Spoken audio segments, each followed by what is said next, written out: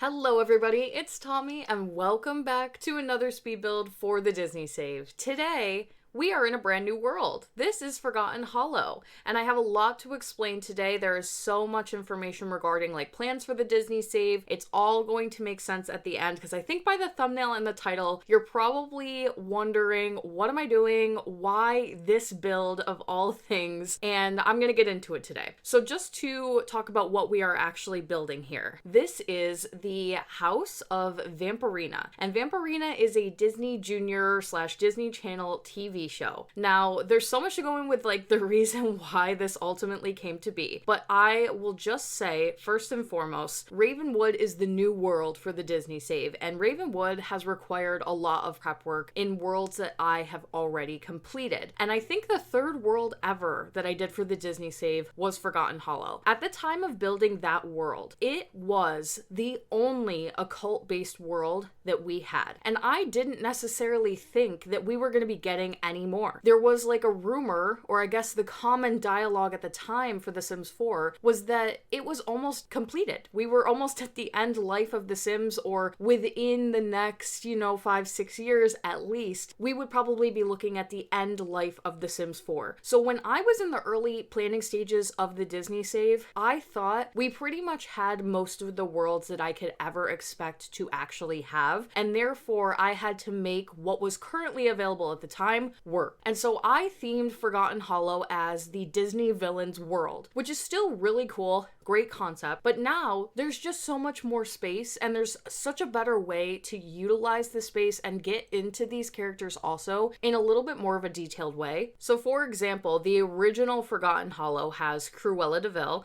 That's actually the lot that I'm currently building on. This was her house, and I felt like she was such a good fit for this world, just the aesthetics of her home, how dark, dreary. It kind of fits the shading that this world has, the very particular, almost mid-evening, permanent cloudiness that Forgotten Hollow tends to have. And then across the way is the Haunted Mansion. And then I also did House of Villains, which is on its base shell, the Haunted Mansion from Disney World, but interiorly is a headquarters for the Disney villains, and there's a bunch of Disney villains themed bedrooms in there. And then up at the top of the hill was Maleficent. And I have so many other things and plans and places for some of those lots to go. Oh, I actually skipped one. There's also Horn King's Castle from the Black Cauldron. And that household has been a little bit of a debacle and kind of the reason why this world is getting reworked in the process. So I'll just go ahead and spoil it now. Horn King's Castle is getting moved to Ravenwood. I will be doing some Black Cauldron in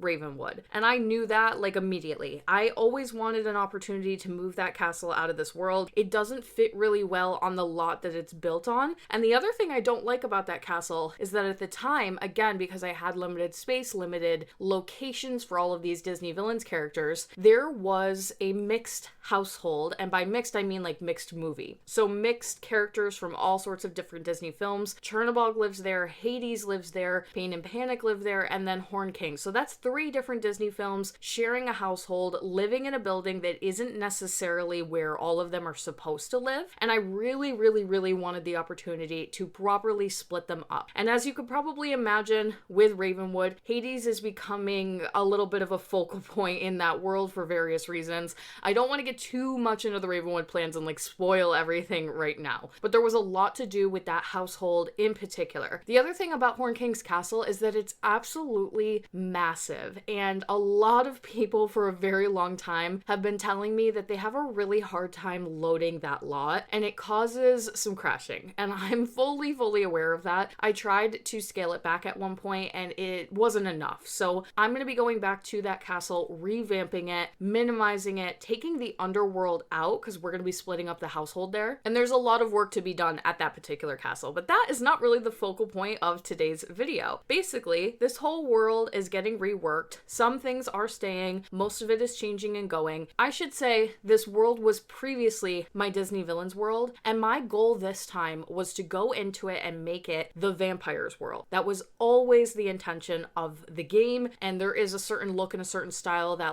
vampiric Victorian look that the game really wants you to have in this world, and I want to embrace it a little bit. So I scoured all of Disney media for vampires. What vampires vampire characters can we use? Where can I find some? And the thing about Disney vampires, there aren't any. They're very, very few and far between. Some that you might think of, and I think are going to come up like kind of immediately, are maybe some of the vampires that are shown in Nightmare Before Christmas. That doesn't work because I have already used some of those characters as like background and townie characters back when I did the werewolves world, and they were not even in that movie a big enough focal point or had a home or anything like that for me to be able to translate over. You can go onto Disney Wiki and type in like Disney vampires, and it'll give you a full list of all the characters in Disney media that are vampires. Some of them are live action, like there is one from Wizards of Waverly Place that came up a few times in discussions, but I'm gonna explain why, although we are clearly dipping our toes into Disney Channel here, I'm not really dipping into live action Disney Channel, at least not in this world, and for the foreseeable future. It's not like the goal. And then there were a few others. Some of them I would say are probably characters that are not actually vampires, but I could use them as vampires. I could turn them into one in that way. Like, you'll probably recall that in the Disney save, Peter Pan is a vampire as well as Mother Gothel. So obviously in both of their films, they are not truly vampires. So I did try to find characters like that, like ones that I can turn into a vampire. But at the end of the day, what I really, really wanted more than anything in this world was at least one real, true, traditional vampire family that is designed and created exactly how the vampire pack intends for you to use and play it. And so in a sense, I guess you could call those quote unquote normal vampires, meaning they function as vampires, whether it's good or bad. They have this creepy old Victorian Gothic sort of home. They live in this world, and you can play them through the vampire's aspirations, the vampire's storylines in that particular way. And the only one of all the lists that fit all those boxes and that I felt like I could be comfortable doing was Vampirina. And the other reason really being that when I think about Disney media, one thing that I'm trying to do is like not get into those really, really on the outskirts, like side projects, books, that legacy Disney media that people are not super familiar with. And for that reason, honestly, I ignore Disney Junior and Disney Channel in general when it comes to most options. I do have a little bit of a rule, or I guess I have talked about a little bit with my patrons, and I might have mentioned in a video here and there, that I'm not really going to be doing Disney Channel or Disney Junior in particular. But if you've ever been to a Disney park, you know that there are a couple of Disney Channel things, Disney Channel franchises, that the parks specifically do use. You will see the IP of around. You can do meet and greets with the characters. And those are things such as Sophia the First. I believe the other one would be, I think it's Eleanor of Avalon. I've actually met her before in the character Princess Meet and Greet house at Disney World. And then the other one is Vampirina. Vampirina is like a greetable character that you can go to. They have a dance party that they do in Hollywood Studios where she is occasionally there, especially around Halloween time. And then they also have a character meet and greet dining experience that you can do where you can meet Vampirina. So those three IPs, Vampirina, Sophia the First, and I think it's called Eleanor of Avalon. Please correct me down below if that's not what it is called. They're all acknowledged by Disney inside of the parks. They are one of the like forefront IPs, and they are something that I personally feel I could get comfortable enough doing and using, especially for the diversity aspect. A lot of people have asked me if I would add Sophia the First and Eleanor to the roster of like Disney princesses, and like I mentioned, she is a greetable character that you can go and visit in the Disney princess house. So I am totally okay with that. I think that that doesn't stray too far out of the box. What I guess I want to be careful about is there's like extra stuff that comes along with that, and I don't want anyone to think that I'm going to start to dabble too much in Disney Channel or Disney Junior. So one of those things is the Lion King Lion Guard TV show, which I kind of went over back when I did Lion King, that I was going to be ignoring that show. I won't be making characters. I'm not doing Kenan or Keon. There are some others as well, definitely. And I guess I just want to say that I have become okay with making the exception for a few things here and there, especially if that particular thing is represented in Disney media in a more like forefront kind of way, being that you see them out in the parks, you see those characters walking around in the parades. Disney puts them on the forefront. The same thing can be said, honestly, with live actions. I don't do a ton of live action characters or representation in the Disney Save, and I don't necessarily plan to. However, there are exceptions to this. I do have Pirates of the Caribbean in the Disney Save. I do plan to potentially do more of that in the future. I also have been very clear from the beginning that I will be doing Enchanted and Giselle and some of those characters are also characters that you will predominantly see that Disney makes an exception for, including in all of their media, despite the fact that they are live action. Hocus Pocus is also one that comes up pretty frequently that I believe I may possibly also be doing at some point in the Disney Save as well. So I predominantly focus for the Disney Save on animated classics, non-sequels, real traditional, like straight animations. But I can make exceptions here and there when it comes to diversity, needing something for the save file, or, you know, like maybe a little bit of a filler idea, I'll be completely honest with you. But at the end of the day, I actually became really excited about this idea. And I hope that I am hyping you guys up at least a little bit when it comes to the idea of this, just based on the house alone, because it turned out absolutely beautiful. And I think when you hear that I am creating the Vampirina household and the Vampirina house, some of you are not even going to know what this show is or anything regarding that, so I'll talk a little bit about it in a minute. But I ultimately know a lot of you, or I guess I should say at least some of you, are not going to love this decision, and that's totally okay. But at the end of the day, I really felt like it was important to transform this world to be more vampires focused, and this was really the only way that I could figure out how to do that. And I was pleasantly surprised when I started doing research for this TV show to see if it was a good fit for the Disney Save, that it checked so many boxes and there were so many things that it was about to fill for the Disney Save that were sort of missing. One of those really being a family of vampires. I have a lot of individual, I wouldn't say a lot actually, vampires are really hard to pinpoint in the Disney Save. I have a fair amount of vampires, but they tend to be one-offs or kind of strange in their own given households. Like, for example, again, Peter Pan, or if you go back to Bug Circus, there are 2 vampires that live in that household as well. But I don't have any really, other than Chernabog, who is staying in Forgotten Hollow and is going to be sort of like the head master vampire of this world, that fit as traditional vampires and live in the vampires world. So I had actually never seen anything regarding Vampirina before. I just knew that obviously the show existed and it is a family of vampires. The other thing I knew about the show is that my niece really loves this show. She has since she was young, and when I have been able to visit and I go home to New York, she has occasionally had it on TV. So I'm familiar with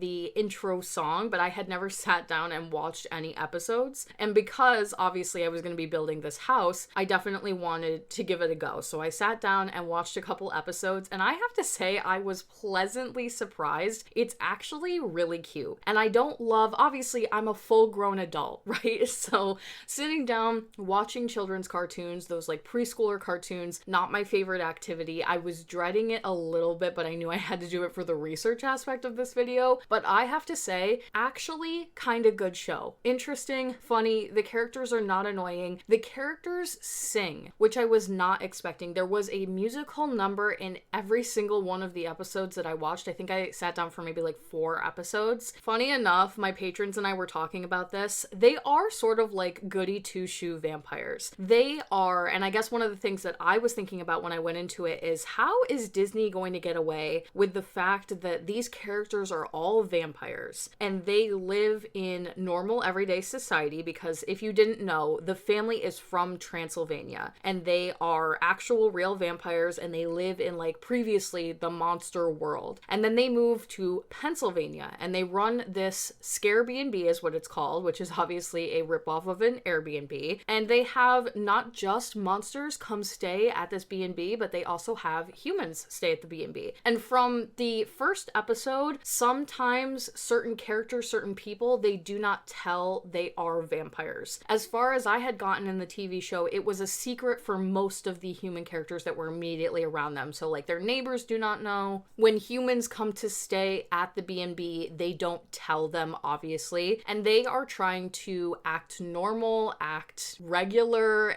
but they're vampires. And I was wondering, how are they going to get away with like the details of what a vampire is and what a vampire does without making it anything above, like it couldn't even be PG, right? Because this is Disney Junior. And basically the characters, they don't really touch on like the traditional aspects of being a vampire, but I guess what I will say is that a couple times they went to the fridge in their home and they ate foods that were blood based. So one of them had like a beetroot blood lollipop of some kind, and then they had blood sausage at another point. So I guess that's their way of getting around that. But this creates a really cool dynamic in this world because basically this is a brand new household. They've just moved in. Cruella de Vil has been kicked out, and if you're worried about Miss Cruella, do not worry. She's not going anywhere. She's just getting moved to a different world like Brindleton Bay or something. Her household will return. This is a temporary boot. Chernabog is sort of taking over as head big honcho vampire of the world, and he hears that these new vampires are moving into town, and he is so excited to have more vampires around and just really like live in the idea that these new neighbors are going to be super cool. And they roll up in this cutesy little pink and purple house. They sing, they do not drink blood from humans. They are so sweet and kind, and they are like these goody two-shoe little vampires. And I just can imagine that he would be so distressed because he thought he was getting like some cool new neighbors, and he's getting the little family that sings at the bottom of the hill. Some of the vampires that live here are going to have the good vampire aspirations.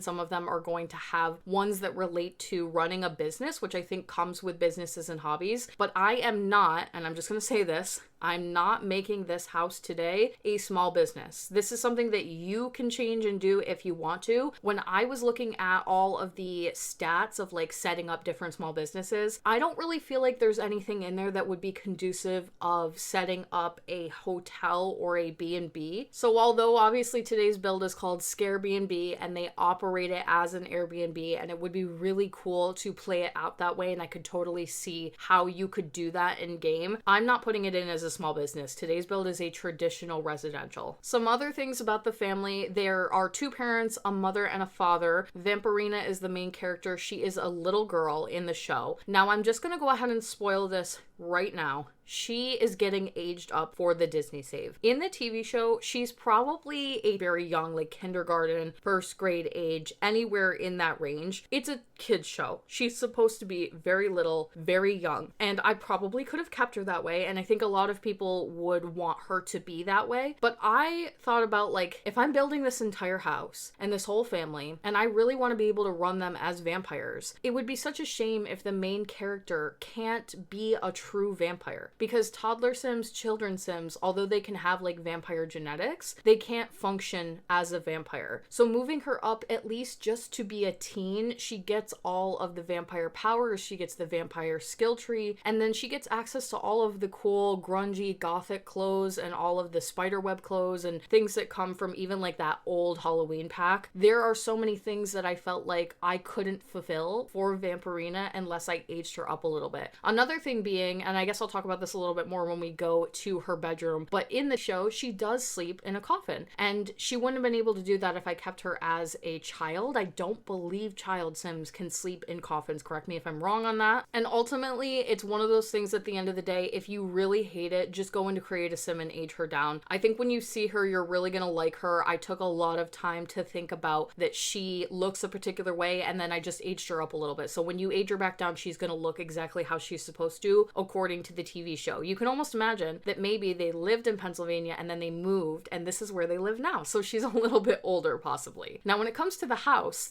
is really cool because it is this spooky, again, I guess I'm just gonna call it like Gothic Victorian style home, and it's in the middle of Pennsylvania, so it's slapped in between these two very modern looking brick buildings, and it stands out so completely in that world. And that could have been a cool concept somewhere, like I could have seen maybe doing that in a different city world, but that really wasn't the point. Honestly, Vampirina wasn't going to make the cut for the Disney save if it didn't get moved to this world. So having the house aesthetically look exactly like what one of the homes in this world is supposed to look like was really one of the deciding factors for even including it in the first place. Because I had other options. There were some different stretches and different things that I was potentially going to go with. But once I started doing some research into this TV show and looking at the characters and looking at the household and watching the TV show, it really became super clear that this was the exact perfect fit. And many times throughout the build process of the house, I thought to myself, this is exactly what was intended for this world. Like, this looks like a house that could potentially come as a base game Vampires home or as a Vampires Pack starter home. I used a lot of vampires on the interior very intentionally. The Vampires Pack is now a little bit older, so some of the stuff that comes with that pack, in my opinion, is not of the highest quality, especially in comparison to the things that we now currently have in game. And I will say that made it a little bit tough. Like, some of the things that I'm using, it is a little bit forced in that I wanted to use other pieces, but this is my only opportunity to really use vampires for what it is. Use those crazy wallpapers, some of the more elegant style furniture, especially the vampires furniture. It comes in these deep, rich colors, the purple, the red, and really just go for it. But I had a ton of reference when doing this home. This interior is almost as close of a one-for-one as I could have possibly pulled off. Because one of the premises of the show is that they're running an Airbnb, a lot of the episodes take place inside the home, and so you really do get to see a very accurate floor plan, lots of little details, and I was able to replicate that pretty well with a few exceptions. A few details about the household and about the family: they have a dog, which I probably don't have many clips of, like, including any furniture relating to this dog in today's build, but I acknowledge that they have one. I'm going to try to put it into the household, but I believe it is a long-haired Shih Tzu, and because of that, it's not one of the options that we have for breeds in the game. I think we have short-haired ones. So I'm going to try to see what I can do there. The dog is actually a werewolf. When I was watching the show, they didn't have this dog yet, but I did find that they had the dog. I was looking at their Disney wiki, and apparently the dog is also a werewolf and transforms. I'm just going to be making it a dog if it's included. There is, again, the two parents, Vampirina. They have a couple of gargoyles that live in the house with them that I think are supposed to be, like,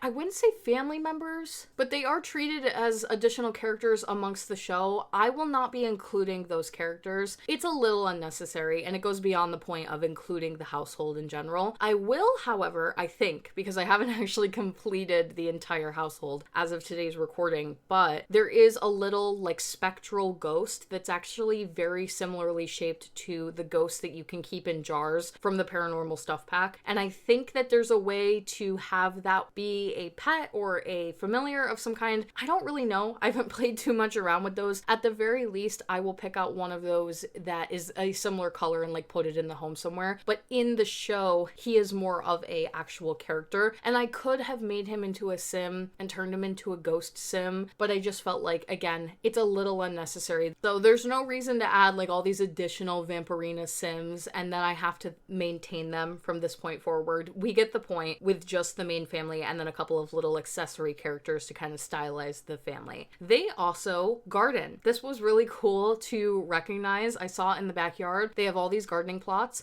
and they keep Venus flytraps, and one of them is, like, talking, and it lives in the house with them as well. So I did include a few. We don't have, like, Venus flytraps, and one thing that was really weird when I was building, I kept thinking to myself, no, we definitely have a Venus flytrap, and I was scrolling and going through everything, going through the gallery, trying to find what I thought was a potted plant with a Venus flytrap in it, and I could have sworn we had one somewhere in the catalog, but I was actually misremembering from Disney Dreamlight Valley. Isn't that so funny? There's so many items in this game now that it's hard to, like, have perfect memory about everything that we have, but I kept going through with different keyword searches trying to find, and in the vampires pack, they add in these growable, I think they call them fly traps. I think when I typed in fly, it came up. And they are Venus flytraps. They're really, really cool. I've never used them probably in any other build in the Disney save. And because they clearly garden and they grow them, and they're vampires, they had to go in. So I put a few in the house. I put some out back in the backyard. They also grow pumpkins, and I didn't put pumpkins into their gardening plots because you need those larger plots from cottage living, and there was no room back there. Like, ideally, this lot would have been just a little bit wider towards the back portion, and I could have given them a much bigger backyard. But since that didn't work out, I had to make it work. I had to shorten the backyard just a little bit, and that meant that the gardening area basically took up most of the backyard. But something I did notice that they also have in the backyard, Vampirina has a tree house, and it is a spooky tree house. It's all black and Victorian style. It's very funny. Something that routinely comes up over and over again in the TV show is that even though they are trying to act normal and they know that they can't present themselves to people as vampires because it would scare people off and it would be bad for their business, they are still very much vampires. They live kind of like the Addams family. This house is creepy and it has cobwebs and they love it. Like, they think that it's supposed to be there. There's one scene where they're decorating for a group of guests that are coming to stay at the B&B, and they specifically put up cobwebs because they think, well, you need the cobweb or otherwise this room is hideous without it, which is why,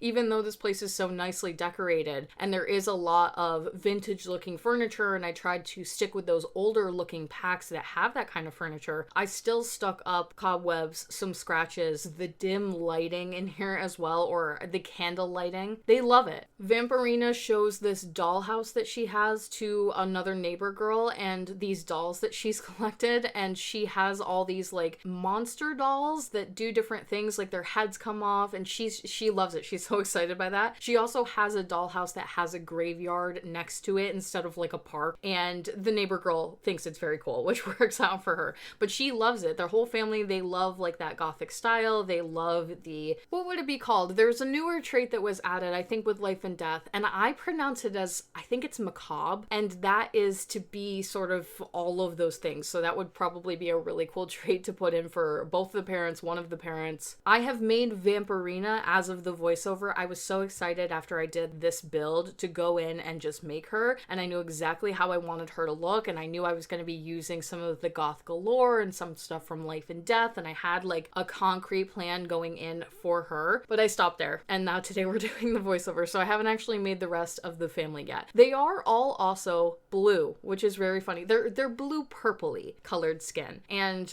that's funny because they're walking around and no one ever says anything about the fact that their skin is purple. Again, because I mentioned that the Vampires pack has so many pieces that are a little bit older now, and they look older. Like, the meshes are just not as great quality, and some of the colors that they chose are not ones that the Sims team uses in modern pack creation anymore. I sprinkled in some of the other occult packs, which I think makes sense to do anyway. It's very vampires heavy, but there are also pieces from the werewolves pack, the paranormal pack, the crystal creations, and then Life and Death, especially because Life and Death is so new, and so that pack is really clean and beautiful and everything's like perfectly created. That had to be the decor. It had to be some of those additional pieces in the build to kind of spruce the place up a little bit, because although I wanted it to look a little bit old in here, it's a brand new home according to the film. And I also imagined them running this as an Airbnb. Like, it can't be decrepit and totally disgusting in here. It's not like Cruella's home. If you remember back when I made Cruella de Vil's home, hers is abandoned and it's completely falling apart, and so there are so many elements of it, even though the furniture is really nice and the paintings look very elegant and expensive, it is not well kept. There is so much dirt and all sorts of stuff all over the place, and that's not what this is. This is a lived-in family home with some sprinkles of spooky and some cobwebs and some of those things. But there's even like elements in the home that are just completely normal and modern, and not everything comes from one of those occult-based packs. For example, the kitchen, I was surprised compared to like the living room area, the walk room areas, the bedrooms that we're gonna go upstairs and do in a little bit here. The the kitchen actually leans a little bit more modern. It looked kind of like a diner. One of the things that was really cool about their household, and you can tell that the people who made this Vampirina show had such a fun time throwing in the little like spooky elements amongst the furniture and amongst the clutter without it being too obvious. Their refrigerator is literally shaped like a coffin, and I thought that was so creative. I don't know why The Sims missed the opportunity to give us a coffin-shaped refrigerator back when they did vampires. It is so clever. It's like obvious. They have this nook in their kitchen, that round bump out that is a, what would you call that? Like a breakfast nook. It's very open and bright in here also. I think when you look throughout the floor plan of the home and you see the kitchen, it is probably the most different and the most modern compared to the rest of the home. And that is why I struggled with it a ton. Everything else in the house, it was pretty clear what I needed to do and what the theming was and what I was going for. But this room is a splash of modern mixed in with those gothic elements, and it became such a challenge to get it right. I spend a lot of time in here moving things around and shuffling colors and trying to work out the space, but ultimately I am very happy with it. It looks a little bit different compared to the rest of the house, but that's also how it looks in the TV show. I'll give you a light rundown of some of the things that you can expect for this world. I don't want to like give away everything, but today obviously building the Vampirina house. I will be putting out a create a sim shortly after. Really cool family. Excited to do some vampires. Haven't done it in a while. Some of the things in this world are staying. They probably will be receiving some updating the same way that I did in Willow Creek, but I don't think I'm going to be doing a dedicated long form video of the renovations for this world because honestly there isn't in my head enough stuff for me to be doing that. There are some changes, but it's not going to be enough. It's mostly just going to be brand new videos. A lot of the Haunted Mansion stuff is getting altered, but it's not moving. I'll talk about that a lot more when we get further into Forgotten Hollow, because I think a lot of people would assume and are probably going to be like, why aren't you moving the ghost households to the ghost world? And I already did talk about this a little bit in a previous video, but they just don't fit. And I'll explain that later. They make so much more sense here, and all the homes are going to look a lot more cohesive if I leave them here. Horn King's Castle is going to Ravenwood. I will be changing it, downscaling it, updating it so that it functions a lot better. I am taking all of the characters that are not Black Cauldron out of that household. I'm expanding that household with more Black Cauldron characters. Hades is getting some revamping. Pain and Panic, they're all getting moved around. They will be getting new homes, probably in Ravenwood. Chernobog, however, like I mentioned, is staying. He is head vampire. He is, I guess, kind of like Vlad when you come to this world and, you know, the family. I think there is a special event that can occur where they will greet you or he will show up on your doorstep. He is going to kind of serve as that role for the Disney save. And because he's staying here and he used to live with Horn King, he's getting a brand new home. And that one's going to be a doozy. That is a really chaotic build. I'm,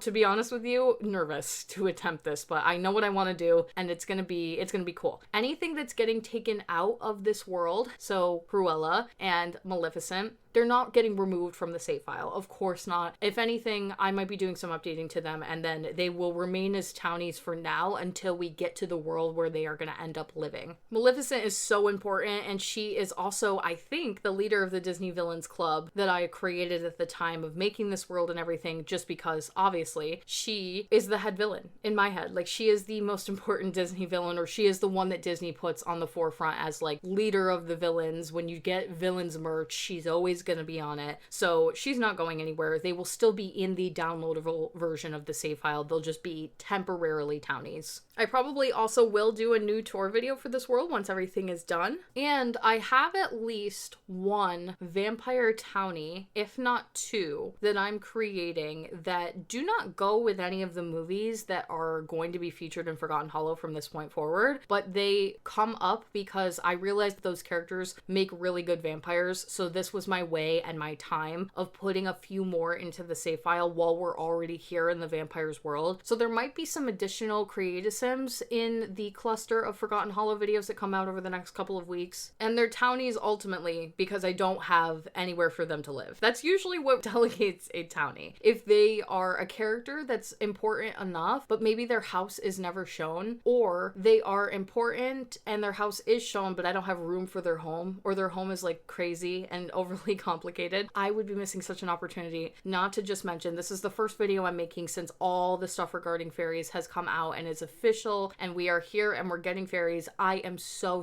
excited. A lot of you have been asking about my thoughts on fairies. Listen, I know that there is such a big part of the community. Every single time we get an occult pack, they get so frustrated by it. And to that I say, it's just not for you. There are so many packs for this game that come out that are not for me. And if I didn't build and I didn't create a save file and I didn't have like my community, I probably would just never buy. Like back when I made The Sims 3, back when I played The Sims 3, I didn't buy so many packs. One of the packs I did own was The Sims 3 Supernatural. I've always loved having occults, playing with them in my games, and I'm so excited. There are characters that are in the Disney save that were always supposed to be fairies that I will be going back and updating. There are brand new ones that you could probably expect to see. We are very excited about this fairies world. My Discord has already been kind of planning it, and we haven't even really seen it yet. I'm excited. I hope that they give us some larger lots. I'm always hoping for the larger lots. Tinkerbell has come up quite a bit. Sleeping Beauty has come up quite a bit. I'm not planning anything yet.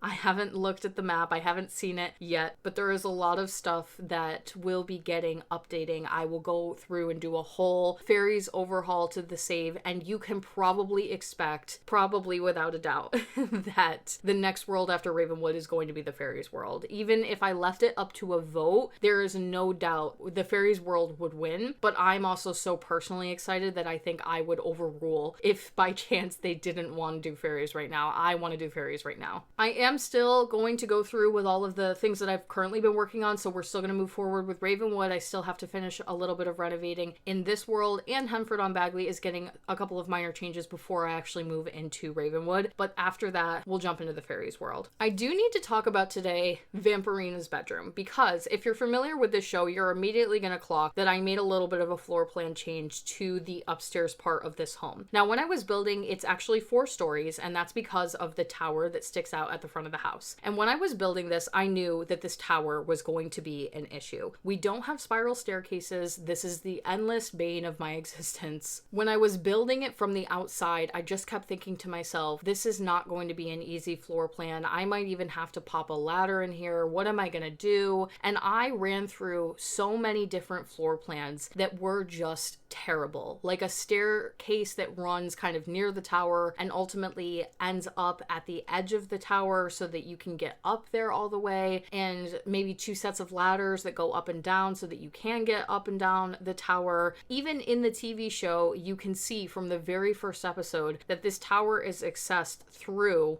a spiral staircase. So even the show recognizes that a regular staircase was never going to fit in there, and I was determined to make it work in the beginning, but it just looked so bad and it cut through so much of this second floor. And that is the reoccurring issue when it comes to creating structures that are similar to this, where you have like a little bit of a tower chunk that sits by itself off to the side or off the front of the building like that. When you have to make that work in the floor plan, you end up sacrificing another level of the build just basically to stairs. The other reason really to try to make that tower work is because Vampirina's bedroom is at the top of that tower, and that was something I really wanted to have, and it made a ton of sense. But you can see as we're building today, I didn't make it work. There were so many floor plans that I tried and I hated all of them, and they just ruined the build. So I ultimately decided the tower is going to be for aesthetics. And I also made this decision because when you saw me placing the coffin bed in her bedroom, which I never get to use, by the way, I've made a couple of vampires in the Disney save. I've made some bedrooms for vampires, but we never get to use the coffin because it never makes any sense. However, in this particular circumstance, it makes perfect sense. She literally uses it in the TV show, so I really wanted to use the coffin bed in here. Of course, it doesn't come in purple, which is how it's supposed to be according to the show, but I digress. And it requires a ton of tile space to operate correctly. I think there is one tile all the way around that has to be fully functioning. I'm I'm not even sure if, according to the way I've built this room, that this is going to function. I might have to play with it a little bit in live mode. I've recently been playing with coffins a little bit because I built the Lafayette Cemetery back in Willow Creek, and I put quite a few coffins in there. So when I was playtesting that, I wanted to make sure that all of the coffins were accessible. And so I'm familiar with like keeping the tiles open for the coffin. It requires a ton of space, and it was never, ever going to fit in that tower. Even if I got the tower to be functional and I crammed all of her stuff in there for her bedroom, it was never going to allow me the space to do the coffin bed. So obviously, lack of space, teeny tiny bedroom, when in the TV show, really, what's kind of funny, they zoom into her room and it is like triple the size of anything that they show according to the exterior. Like, she actually has a pretty massive bedroom, and wanting to use the coffin